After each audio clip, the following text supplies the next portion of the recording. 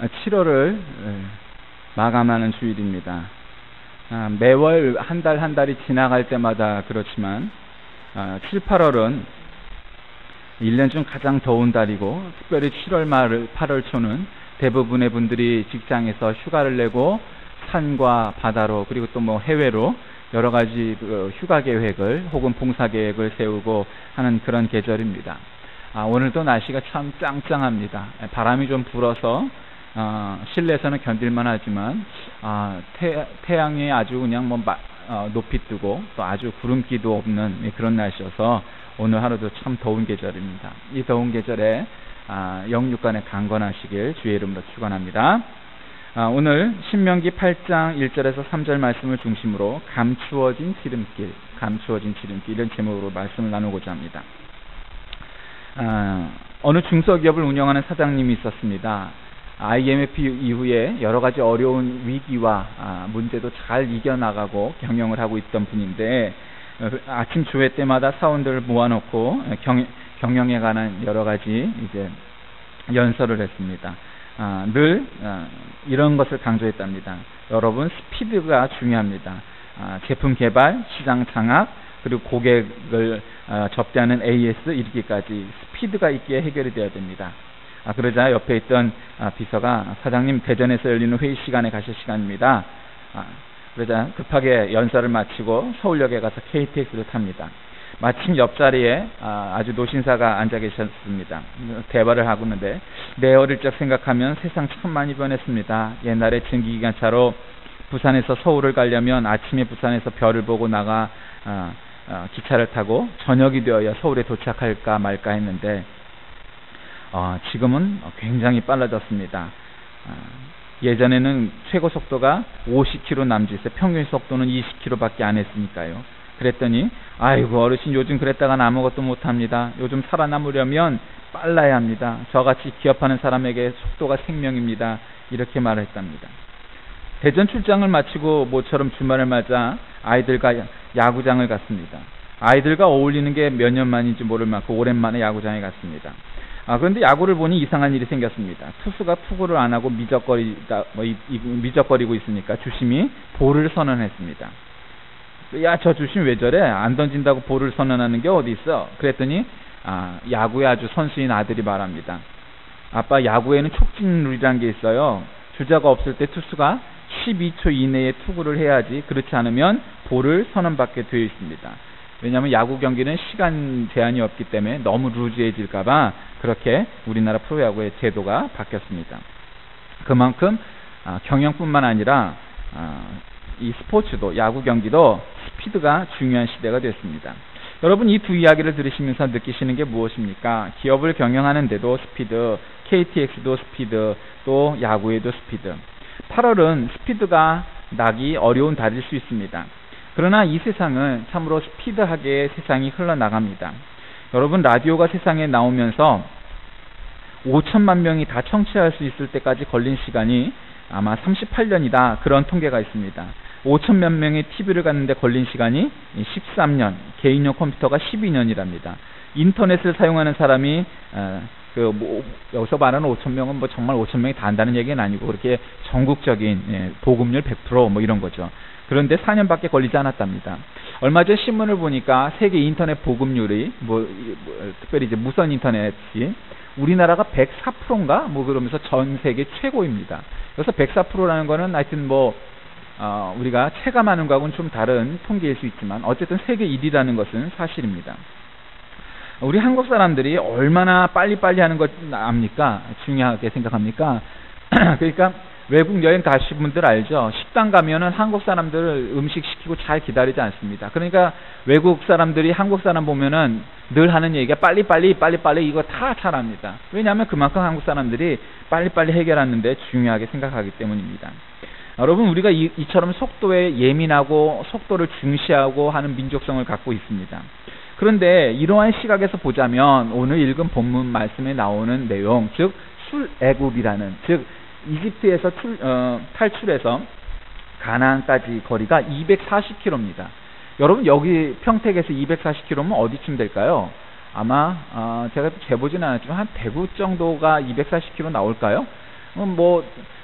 KTX로 따지면 1시간 조금 더 걸릴 정도, 차로 가도 한 1시간 반, 길어도 2시간이면 대구까지 아마 갈 수 있으리라 생각합니다. 천리 행군하는 특전당 군인들이 넉넉 잡아서 한 3일이면 갈 수 있고, 보통 사람들도 그냥 전국 횡단한다 이런 개념으로 가도 일주일이면 갈 수 있는 거리가 240km입니다. 그런데 여러분, 이 거리를 히브리 사람들은 40년이 걸렸다는 것을 우리가 너무 잘 압니다. 여러분, 40년이 걸렸다는 얘기를 하다 보면 우리가 이거 얼마나 이 이야기가 황당한 이야기로 들릴 수 있겠습니까? 물론 이 지도를 우리가 보면서 출애굽이 어디서 무슨 사건이 있었고 이렇게 우리가 일일이 나누어 보면 참 성경을 더 많이 이해하는 데 도움이 되겠지만 말씀입니다. 그러나 오늘은 이 더운 계절이니까 예배 시간을 고려해서 그것은 이제 좀 빼고, 어쨌든 40년간 걸렸다는 것은 우리가 너무 잘 압니다. 그런데 여러분, 얼마나 이 40년이 걸렸다는 사건이 지금의 눈으로 봤을 때 비효율적인 일이었겠습니까? 하나님이 길을 잃어버리셔서 그랬나, 아니면 히브리인들이 길을 몰라서 그랬나? 여러분, 누가 봐도 이것은 정당치 않은 이유일 수 있습니다. 그런데 여러분, 이 40년을 걸쳐간 길이 다 이유가 분명히 있었다는 것을 여러분 기억하셔야 합니다. 그래서 오늘 설교의 제목이 감추어진 지름길입니다. 여러분, 우리는 누구나 빠른 길로 가기를 원합니다. 여러분, 운전하다 보면 이거 막히니까 돌아서 가야지, 더 돌아가면은 키로수는 많이 나오지만 막히지 않는 길을 요령껏 잘 찾으면 빨리 갈 수 있습니다. 우리 그 평택에도 주말이나 공휴일 되면 이 1번 국도가 굉장히 막힙니다. 여러분, 그러면 어떻게 해야 됩니까? 국도가 아닌 지방도로를 통해서 이 평택도 가고 오산도 가고 이렇게 하면 훨씬 빨리 갈 수 있습니다.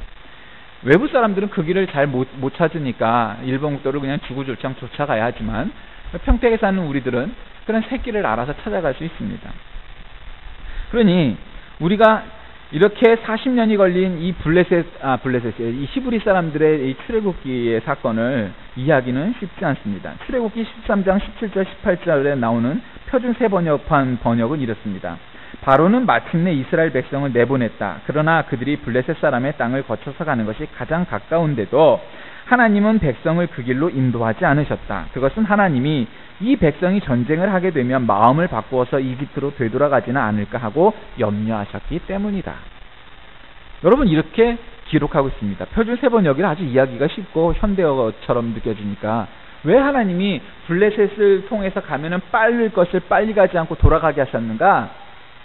블레셋과 전쟁을 하다 보면 이집트로 돌아갈 마음이 생길 것 같아서 였다는 것입니다.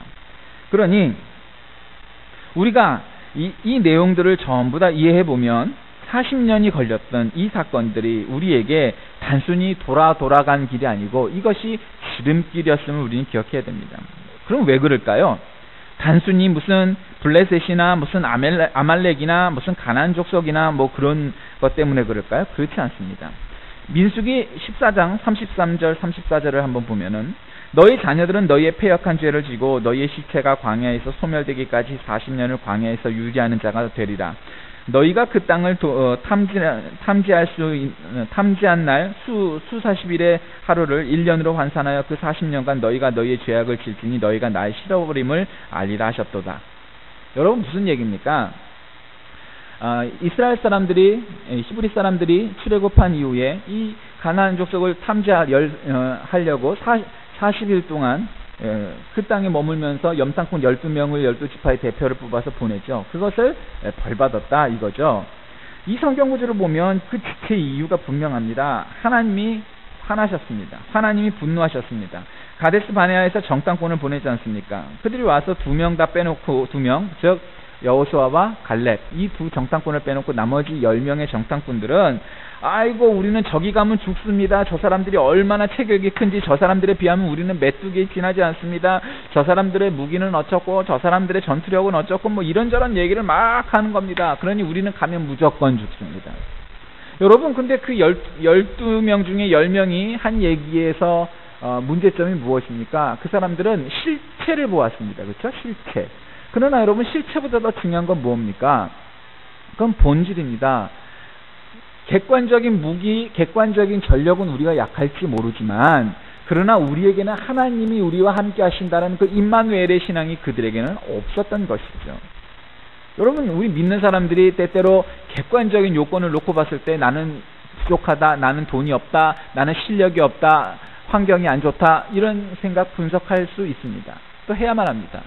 그러나 여러분, 진정한 그리스도인이란 내 실력이 부족하다, 내가 돈이 없다, 객관적인 여건이 나에겐 굉장히 불리하다 하는 것을 분석하는 것도 중요하지만 거기에 플러스해서, 거기에 더하여 그럼에도 불구하고 하나님이 나와 함께 하시기 때문에 이 불리한 여건을 나는 깨치고 나갈 수 있다라는 확신, 믿음, 그것이 없다면 우리가 도대체 어떻게 그리스도인이라 말할 수 있겠습니까? 그런데 지금 여호수아와 갈렙 이 두 사람을 제외한 10명에게는 그와 같은 믿음이 없었던 것입니다. 그런데 여러분, 지체의 이유가 단순히 하나님의 분노 때문만은 아니었습니다. 더 중요한 이유가 오늘 본문에 나와 있습니다. 우리 함께 2, 3절을 한번 한 음성으로 2절, 3절 우리가 다 같이 한 목소리를 한번 읽도록 다시 하겠습니다. 2절, 3절 말씀입니다. 내 하나님 여호와께서 이 40년 동안에 내게 광야 길을 걷게 하신 것을 기억하라. 이는 너를 낮추시며 너를 시험하사 내 마음이 어떠한지 그 명령을 지키는지 아니 지키는지 알려 하심이라. 너를 낮추시며 너로 줄이게 하시며 또 너도 알지 못하며 내 조상들도 알지 못하던 만나를 내게 먹이신 것은 사람이 떡으로만 사는 것이 아니요 여호와 입에서 나오는 모든 말씀으로 사는 줄을 너로 알게 하려 하심이니라. 아멘. 여러분, 하나님의 분노 때문만이 아니라 우리를 시험하시고 우리를 경험하게 하시려고 하는 것입니다. 왜? 우리가 정말 어려움 속에서도 하나님의 명령대로 잘 지키는지, 그리고 또 우리도 모르고 조상도 본 적도 없었던 만나를 우리에게 주실 기회를 허락하셨다라는 사실입니다. 하나님이 40년을 광야에서 걷게 하셨다 하는 말씀을 주목하십시오. 하나님이 의도를 가지셨다는 겁니다. 여러분, 우리가 살다 보면 목표가 바로 요 앞에 있는데 아이고 금세만 가면은 그냥 목표에 도달할 것 같은데 거기가 가기가 힘들어갖고 헤매는 사람이 있을 수 있습니다. 어떤 학생이 공부를 열심히 하고 1등만 더 올리면 내가 이제 10등 안에 들겠다. 그런데 10등이 죽어도 안 되는 겁니다. 여러분, 그럴 수 있습니다. 그런데 더 열심히 공부를 해야만 하는데 거기에 막혀서 안 될 수 있습니다. 여러분, 아까도 야구 얘기를 했지만 야구에서 3할 타자와 2할 타자는 천지 차이입니다. 그런데 2할 9푼 타자하고 3할 타자의 차이는 여러 가지 이유가 있겠죠. 여러 가지 이유가 있습니다. 그런데 여러분, 양준혁이라는 아주 전설적인 타자가 했던 얘기가 저는 기억이 납니다. 자기가 통산 타율이 3할을 조금 넘는데 자기가 그 통산 타율이 3할을 넘길 수 있었던 것은 1루까지 뛰어갈 때 단 한 번도 그는 어슬렁 분명히 아웃됨에도 불구하고 전력 질주하지 않을 때가 없었다는 겁니다. 뭐 다른 건 모르지만 그 선수의 그 점은 분명히 귀감이 될 만한 겁니다. 그리고 그가 결론적으로 이런 얘기했습니다. 내가 1루까지 전력 질주하지 않았다면 자기는 2할 타자가 됐을지도 모릅니다. 그러나 내가 그렇게 매번 전력 질주했기 때문에 자기는 영원한 3할 타자가 되었다는 겁니다. 어쩌면 여러분, 우리가 요거는 쉬운 일이니까, 아니면 요거는 분명히 안 되는 일이니까 1루까지 전력 질주 안 하는 사람 얼마나 많을 수 있겠습니까? 그러나 그것은 2할 타자의 마음가짐이라는 겁니다. 3할 타자는 절대로 그렇게 살지 않는다는 겁니다. 하나님이 의도를 가지시고 계시고 그 의도에서 이 이스라엘 사람들이 40년 동안을 보내게 됐는데, 너를 낮추시며가 2절, 3절, 16절에는 무려 3번씩이나 반복됩니다. 하나님이 싫어하시는 것 중에 하나가 바로 교만입니다. 교만이 넘어서 사람 중에 교만한 게 아니고 하나님의 자리까지 우리를 올려놓고 내가 하나님이다! 이렇게 여기는 겁니다. 그런 교만 때문에 인간이 타락하고 죄를 짓고 마는 겁니다. 야고보서 4장 6절 말씀을 봐도 하나님이 교만한 자를 물리치시고 겸손한 자에게 은혜를 주신다, 이렇게 말씀하셨습니다. 여러분, 잠언 16장 18절 말씀도 한번 기억해 보십시오. 교만은 패망의 선봉이요 거만한 마음은 넘어짐의 앞자리이니라. 이스라엘을 겸손하게 한 의도가 40년 광야 생활에 있다는 겁니다. 또 하나는 연단과 시험입니다. 2절이 말씀하시길 너를 시험하사, 무엇을 시험하겠다는 겁니까? 하나님의 명령을 네가 지키는지 안 지키는지 하는 시험 기간이라는 겁니다. 뭘 시험하느냐? 사람이 떡으로만 사는 게 아니라 하나님의 말씀으로 산다는 것을 아는지 모르는지 시험하겠다는 얘기입니다. 여러분, 사람은 우리 지갑에, 우리 통장에 돈이 없으면 불안하게 마련입니다. 무엇을 먹을까, 무엇을 마실까, 무엇을 입을까 걱정하게 마련입니다. 그런데 여러분 그것은 인지상정이지만, 그러나 그것보다 더 중요한 것은 하나님 내가 너를 지키겠다 약속하셨다면 그 약속을 믿어야 한다는 것입니다. 너는 나의 사람이다 라고 말씀하셨다면 그 약속을 믿어야 한다는 겁니다. 하나님 우리에게 하신 약속, 그 약속을 믿는 사람에게는 하나님이 그 약속을 분명히 지키시지만 그 약속하신 것을 자꾸 불신하다 보면 결국 그것은 말이 안 된다는 얘기입니다. 그런데 여러분 이스라엘 입장에서 한번 생각해 보십시오. 사막에서 40년을 사는 생활입니다. 이들이 머문 시나이 반도, 시내 광야는 사막지대입니다. 1년 내내 건조한 것입니다. 마실 물도 제대로 없습니다. 농사도 물론 지을 수 없습니다. 낮에는 섭씨 45도 이상 올라가는 그러한 기온이고 밤에는 또한 춥습니다. 도처에 불뱀과 정갈이 있습니다. 그러니 여러분 이것이 얼마나 살기 어려운 곳이었겠습니까? 그런데 아주 심각한 문제가 있습니다. 근데 그건 뭐냐면 막상 앞에 장애가 생기면 이 사람들이 목표 자체를 잃어버리더란 얘기입니다. 여러분 정말 우리에게 힘든 것은 우리들이 목표가 어렵다, 목표를 이루기 어렵다 하는 것이 아니고 목표 자체를 잃어버리는 겁니다. 그리고 끊임없이 우리 앞에 문제가 생겼을 때 그 문제와 싸우고 해결하려고 하지 않고 그 문제를 돌아가려고 하고 포기해버리려고 하는 그런 생각입니다. 이스라엘 사람들도 우리가 너무도 잘 아는 것처럼 숱하게 수도 없이 40년 내내 그랬던 겁니다. 어쩌면 하나님께서 웬만큼 시험해 보시고 믿음이 괜찮았다 여기면은 가나안으로 보내셨을지도 모르겠습니다. 그런데 여러분 우리가 잘 아는 이 히브리 사람들, 이스라엘 사람들은 40년 내내 하나님을 믿지 않고 우상을 만들고 하나님에게 원망하고 그랬습니다. 여러분 40년 동안 이들은 하나님께서 바위를 열어서 그 바위 속에서 샘물이 터지게 하시고 하늘에서 만나를 떨어뜨리고 고기가 먹고 싶다니까 메추라기를 떨어뜨리시고 물을 주시고 심지어는 여러분 이 사람들이 빨래할 물도 없었지 않습니까? 근데 이 사람들이 어떻게 했습니까? 빨래를 하지 않아도 그 흰옷이 더러워지지 않을 만큼 그들에게 그런 은혜를 베푸셨습니다. 여러분 그 사실 자체가 아주 기적의 연속 아닙니까? 때마다 밥을 주시고 고기를 주시고 물을 주시고 옷을 세탁할 필요가 없게 만드셨으면 야 이건 기적이다, 야 이거는 얼마나 걸려도 하나님이 우리와 함께 하시니까 우리는 문제가 없구나 이렇게 여기는 것이 옳을 일인데 이 사람들은 그 기적 속에 매일 밥 먹을 때마다 그 기적을 체험하고 하나님의 은혜를 경험하면서도 그들은 하나님을 제대로 믿지 않았습니다. 하나님의 약속을 믿지 않았던 겁니다. 그러니 그들이 40년을 방황할 수밖에 없었다는 겁니다. 여러분 일주일도 안 걸릴 거리를 40년이 걸렸다는 것은 인간이 보기에는 참 머나먼 길이었고 돌아가는 길이었지만 하나님의 입장에서 가장 빠른 길 그리고 감추어진 지름길이었다는 사실을 여러분 기억해야 합니다. 여러분 이 원리가 오늘 우리에게도 그대로 적용되는 것을 기억하십시오. 뭐 이런 옛날 유머가 있지 않습니까? 뭐 나폴레옹이 알프스 산을 넘으면서 야 이렇게 산을 올라왔더니 아 장군님 드디어 이 산을 올라왔습니다. 그랬더니 뭐 이렇게 살펴보다가 야 이 산이 아닌게벼? 그러면서 또 다른 산을 올라갔다는 뭐 옛날에 있었던 얘기입니다. 여러분 그럼 어떻게 할 겁니까? 야 안 됩니다. 물론 스피드한 것도 중요하고 정확하게 하는 것도 중요하고 다 중요하지만 그러나 정말 중요한 것은 우리가 목적을 잃지 않고 살아가야 한다는 사실입니다.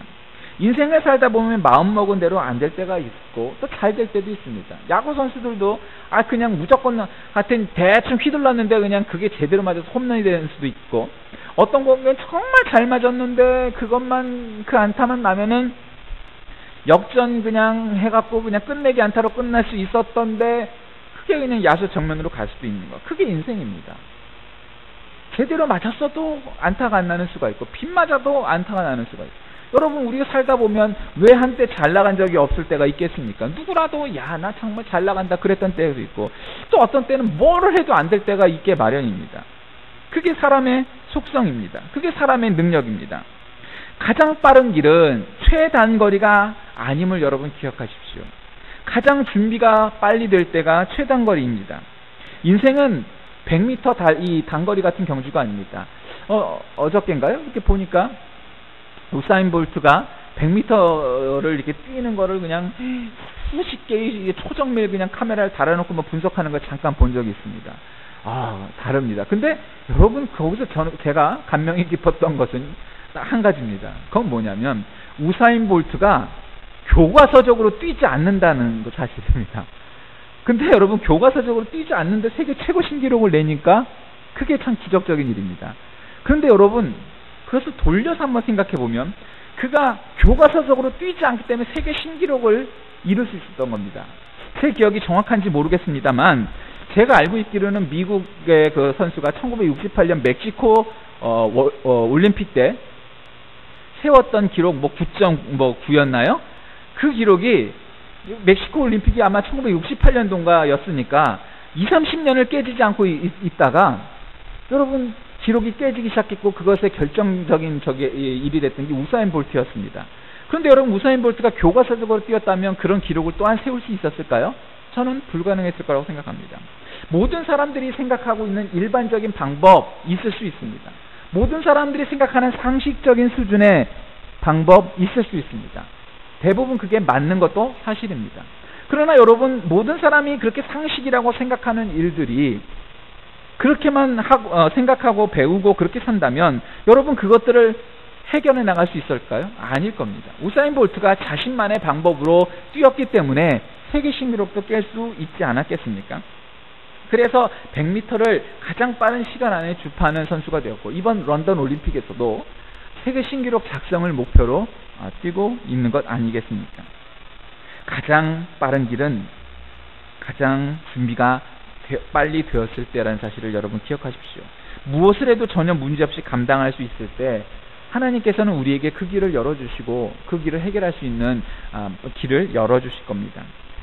빠른 스피드란 최소한의 시간이 아니고 정말 내가 준비가 되었을 때 그것을 해결할 수 있을 만한 능력이 생겼을 때 그 일이 열려지고 그 일에 부딪힐 수 있어야 우리가 해결할 능력이 생기고 그래야 좋은 결과도 얻게 되는 겁니다. 여러분 감추어진 지름길이 바로 그것입니다.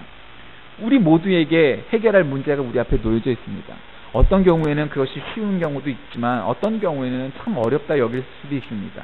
공부하는 학생이 10등 안에 5등 안에 드는 거 불가능하게 보일 수도 있습니다. 열심히 공부를 했는데 6개월, 1년을 공부해도 성적이 안 나올 수도 있습니다. 그러나 중요한 건 뭔지 아십니까? 내가 성적이 원하는 만큼 나오지 않아도 꾸준히 공부를 하면 그것이 어느 순간에 갑자기 등수가 그냥 뻥뻥뻥 오르는 때가 온다는 사실입니다. 야구선수가 안타를 안 맞아도 놀지 않고 쉬지 않고 밤에 잠을 안 자고 그냥 연습장에 나가서 계속 배트를 휘두르다 보면 언젠가는 3할 타자가 될 수 있을 겁니다. 3할이 되기 전까지 포기하면 안 되는 겁니다. 여러분 이 이야기 잘 아시지 않습니까? 저도 참 좋아하는 얘기입니다. 아메리카 인디언이 비가 안 오면 우리도 굉장히 가뭄을 겪었죠. 기우제를 지냅니다. 그런데 그 인디언의 족장과 제사장들이 기우제를 지냅니다. 그런데 여러분 그 사실 아시죠? 인디언들이 기우제를 지내면은 반드시 100% 비가 오게 되어 있습니다. 왜 그렇죠? 그들은 비가 올 때까지 기우제를 지내기 때문입니다. 그러니 안 올 수가 없는 겁니다.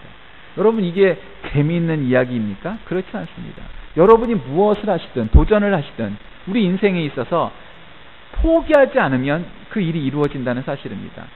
내가 지금 뭔가 실력이 됐는데도 안 되는 일이 해결이 안 되고 결과가 안 온다고 낙담하지 마십시오. 감추어진 지름길 그곳에 우리의 진정한 갈 길이 놓여져 있습니다. 하나님이 우리에게 그 감추어진 지름길을 예비해 두신 까닭은 우리가 그 길을 잘 열어나갈 수 있을 때까지 기다리시기 때문입니다.